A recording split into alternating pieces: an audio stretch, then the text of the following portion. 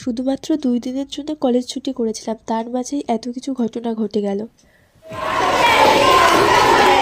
তোমরা বুঝতেই পারছো এখানে কোনো একটা ঘটনা নিয়ে আন্দোলন চলছে। তাহলে চলো একদম প্রথম থেকে শুরু করা যাক। তোমাদের বলি, আমি কলেজ ছুটি করেছিলাম কারণ আমি একটু ফ্যামিলির সাথে ঘুরতে গিয়েছিলাম মায়াপুর। তোমরা কে কে মায়াপুর ঘুরতে গিয়েছো আমাকে কমেন্টে জানিও।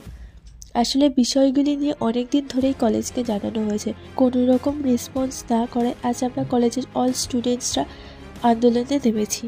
এখানে 2টি বিষয় নিয়ে আন্দোলন চলছে। প্রথমত আইপি মানে ইন্ডিয়ান পেন্টিং ডিপার্টমেন্টের কোনো টিচার আমাদের কলেজে নেই, আর দ্বিতীয়ত আমাদের কলেজে লাইব্রেরি আছে কিন্তু লাইব্রেরিয়ান নেই। এই কারণে আমরা সবাই আজ এক হয়ে প্রতিবাদে নেমেছি। এই কদিন ক্লাসই হচ্ছে না, তাই আমরা নিজেরাই নিজেদের মতো ক্লাস করছিলাম। আর এই বিষয় সম্পর্কে তোমাদের কোনো মতামত থাকলে কমেন্ট বক্স ফাঁকা আছে, বলতেই পারো। টাটা সবাইকে।